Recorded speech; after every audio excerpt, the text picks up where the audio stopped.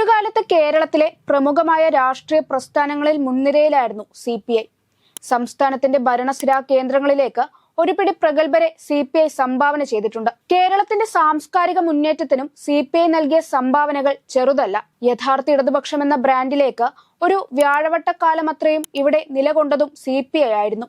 എന്നാൽ ഇന്ന് CPI എന്നുള്ളത് ഇടതുമുന്നണിക്കുള്ളിൽ ഒട്ടും പ്രസക്തമല്ലാത്ത ഒരു രാഷ്ട്രീയ പാർട്ടിയായി അധപ്പതിച്ചിരിക്കുന്നു. സ്വന്തമായ നിലപാടുകളോ ആർജവമുള്ള രാഷ്ട്രീയ തീരുമാനങ്ങളോ ഇല്ലാത്ത വിഭാഗമായി CPI മാറിയിരിക്കുന്നു. CPI ഭരണത്തിൽ ആകുമ്പോഴും പ്രതിപക്ഷത്താകുമ്പോഴും ആർജവം ഉള്ള നിലപാടുകൾ പല ഘട്ടങ്ങളിലും സ്വീകരിച്ചിരുന്നു. ഇടത് കേരളം ഭരിക്കുമ്പോൾ പോലും സ്വന്തം സർക്കാരിന്റെ ദുഷ്പ്രവർത്തികൾക്കെതിരെ CPI അനവധി തവണ തുറന്നടിച്ചിട്ടുണ്ട്. എന്നാൽ ഇന്ന് CPMന്റെ കയ്യിലെ പാവയായി CPI മാറിയിരിക്കുന്നു. ഇപ്പോൾ തന്നെ ഏലപ്പുള്ളിയിലെ മദ്യനിർമ്മാണശാലയുടെ നിർമ്മാണത്തിനെതിരെ കടുത്ത നിലപാടുമായി CPI പാലക്കാട് ജില്ലാ നേതൃത്വം മുന്നോട്ട് വന്നിരിക്കുകയാണ്. പദ്ധതിയുമായി മുന്നോട്ടു പോയാൽ തദ്ദേശ ഭരണ സ്ഥാപനങ്ങളിലേക്കുള്ള തെരഞ്ഞെടുപ്പിന് വൻ തിരിച്ചടി ഉണ്ടാക്കും. ഒരേ സമയം പദ്ധതിക്ക് അനുകൂലമാണെന്നും എതിരാണെന്നും വ്യാഖ്യാനിക്കുന്ന തരത്തിലുള്ള ബിനോയ് വിശ്വത്തിന്റെ പതിവ് അഴകുഴമ്പൻ സമീപനം അണികളിൽ രോക്ഷമുണ്ടാക്കുന്നു. പദ്ധതി റദ്ദാക്കണമെന്ന ജില്ലാ എക്സിക്യൂട്ടീവിന്റെ ആവശ്യം സംസ്ഥാന നേതൃത്വത്തിന്റെ കണ്ണു തുറപ്പിക്കുമെന്നാണ് CPI ജില്ലാ നേതൃത്വത്തിന്റെ പ്രതീക്ഷ.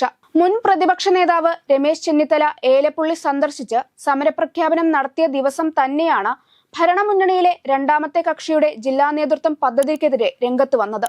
പ്രതിപക്ഷത്തിന്റെ നിയമസഭയിലെ അഴിമതി ആരോപണങ്ങൾ ചീറ്റിപ്പോയെന്ന ആത്മവിശ്വാസത്തിൽ എക്സൈസ് മന്ത്രി MP രാജേഷ് വീണ്ടും മദ്യക്കമ്പനിക്ക് വേണ്ടിയുള്ള വാദങ്ങൾ ആവർത്തിച്ചതിന് പിന്നാലെയാണ് CPI ജില്ലാ കമ്മിറ്റിയുടെ തീരുമാനം വന്നത്. മദ്യനിർമ്മാണശാലയ്ക്ക് പ്രാരംഭ അനുമതി നൽകിയതിൽ മുഖ്യമന്ത്രിയും എക്സൈസ് മന്ത്രിയും നിരത്തുന്ന ന്യായീകരണങ്ങളൊന്നും CPI ജില്ലാ നേതൃത്വത്തിന് ദഹിച്ചിട്ടില്ല എന്നതാണ് റദ്ദാക്കണമെന്ന ആവശ്യത്തിൽ നിഴലിക്കുന്നത്. പദ്ധതിക്ക് അനുമതി നൽകുന്ന വിഷയം മന്ത്രിസഭാ യോഗത്തിന് മുമ്പ് തന്നെ അറിഞ്ഞിട്ടും ഒരു തരത്തിലുമുള്ള ആശങ്കയുമില്ലാതെ അനുകൂല നിലപാട് എടുത്ത CPI സംസ്ഥാന നേതൃത്വത്തിനുള്ള സന്ദേശം കൂടിയാണ്. ജില്ലാ നേതൃത്വത്തിന്റെ ആവശ്യം അവഗണിച്ച് പദ്ധതിയെ പിന്തുണക്കാനാണ് സംസ്ഥാന നേതൃത്വത്തിന്റെ തീരുമാനമെങ്കിൽ സമ്മേളന കാലത്ത് CPIയിൽ പൊട്ടിത്തെറികൾ ഉണ്ടാകാനുള്ള സാധ്യതകളും തള്ളിക്കളയുവാൻ ആകില്ല.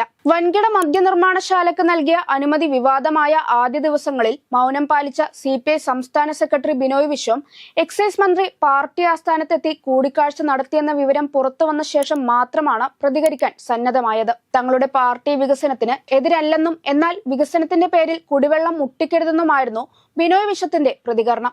വിവാദ വിഷയങ്ങളിൽ ദൃഢവും സുവ്യക്തവുമായ നിലപാടുകൾ എടുത്തുപോന്നിരുന്ന PK വാസുദേവൻ നായരും വെളിയം ഭാർഗവനും CK ചന്ദ്രപ്പനുമിരുന്ന സംസ്ഥാന സെക്രട്ടറിയുടെ കസേരയിലിരുന്നാണ് പരിസ്ഥിതി അനുകൂലിയെന്നു കൂടി അവകാശപ്പെടുന്ന ബിനോയ് വിശ്വം ഇത്തരം അയഞ്ഞ നിലപാടുകൾ എടുക്കുന്നത്. പിണറായി വിജയൻ കണ്ണുരുട്ടിയാൽ പേടിക്കുന്ന ഒരാളായി ബിനോയ് വിശ്വം മാറുമ്പോൾ CPI അതിന്റെ ചരിത്രത്തിലെ ഏറ്റവും വലിയ തിരിച്ചടികളുടെ കാലത്തിലൂടെയാണ് കടന്നുപോകുന്നത്. സ്വന്തം ശക്തി വർദ്ധിപ്പിക്കണമെന്നില്ലെങ്കിലും ആത്മാഭിമാനത്തോടെ മുന്നോട്ട് പോകണമെന്ന ചിന്തയെങ്കിലും ഇന്നത്തെ CPI നേതാക്കൾക്ക് ഉണ്ടാകേണ്ടതുണ്ട്.